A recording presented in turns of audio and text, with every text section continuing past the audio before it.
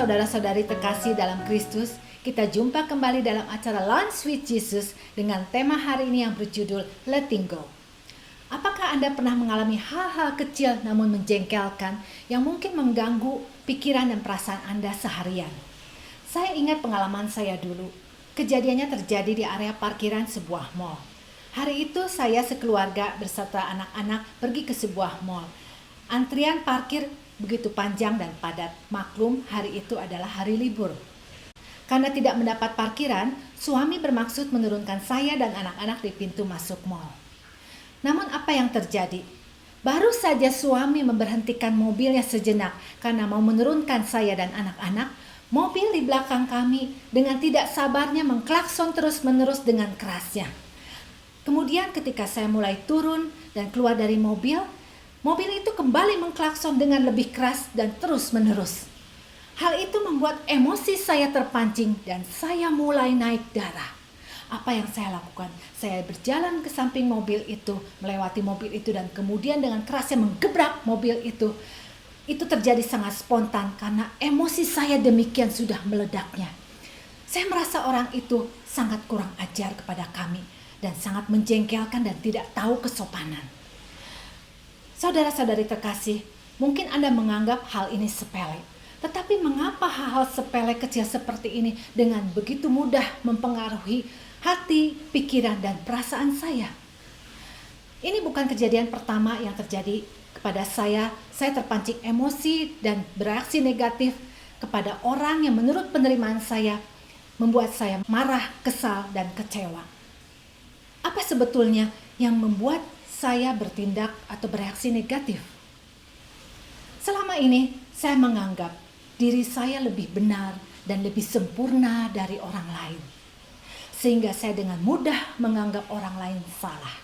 Dan saya dengan mudah dipengaruhi oleh perasaan dan serta-merta berpikiran negatif ketika saya menerima hal-hal yang menyakiti, menyinggung, atau merugikan saya.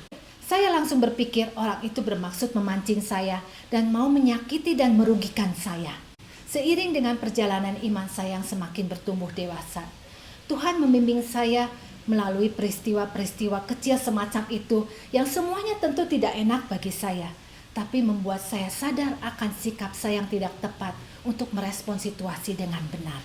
Saya mendapatkan satu ayat di dalam kitab Amsal bab 19 ayat 11. Akal budi membuat seseorang panjang sabar, dan orang itu dipuji karena memaafkan pelanggaran. Dalam Alkitab bahasa Inggris NIV, akal budi ditulis sebagai kebijaksanaan atau kearifan. Ayat ini mengajarkan saya untuk lebih bijaksana, lebih panjang sabar, dan lebih mudah memaafkan ketika saya menerima tindakan yang membuat saya kesal, marah, dan kecewa. Belajar dari firman Tuhan dan hal-hal yang Tuhan ajarkan langsung melalui pengalaman hidup saya melakukan 4 langkah sehingga akhirnya saya terbebas dari persoalan saya untuk bereaksi negatif dan untuk letting go hal-hal sepele yang mengganggu hati, pikiran, dan perasaan saya. Apa saja itu? Pertama, saya berhenti untuk merasa diri lebih baik, lebih sempurna dari orang lain. Karena saya menyadari bahwa saya dan kita semua adalah manusia yang tidak sempurna di hadapan Tuhan. Kedua, saya berhenti untuk terlalu cepat dikuasai oleh perasaan. Perasaan adalah untuk mengindikasikan suatu keadaan tertentu, tetapi tidak untuk membiarkan kita dikuasai oleh perasaan. Ketiga, saya belajar terus untuk berpikir positif dan membuat masalah menjadi lebih ringan. Dengan berasumsi bahwa orang lain tidak bermaksud untuk menyakiti saya dengan tindakannya. Mungkin orang tersebut sedang mempunyai masalah, stres, persoalan yang berat, ataupun kepahitan dalam hidupnya. Keempat, ketika masalah yang membuat saya marah, kesal, dan kecewa ada di hadapan saya tidak menunggu waktu terlalu lama untuk cepat menyadari dan untuk mengidentifikasi permasalahan tersebut dengan langkah berikut. Mengapa hal tersebut membuat pikiran dan perasaan saya terganggu? Will this even matter in my life? Atau bahasa gaulnya, penting gak sih? Saya segera letting go dan mengambil keputusan saat itu untuk memaafkan. Orang dengan kedewasaan iman akan mampu untuk melakukannya. Pertanyaannya, Apakah akan selalu ada orang-orang di luar sana yang tindakannya tidak menyenangkan? Yang mungkin menyakiti, menyerang, merugikan, menghancurkan kita? Ya. Apakah kita bisa membuat mereka berhenti untuk melakukan itu? Tidak. Kita tidak bisa memilih cara mereka bertindak, tapi kita dapat memilih cara kita merespon, tentunya berdasarkan kasih yang Tuhan Yesus ajarkan.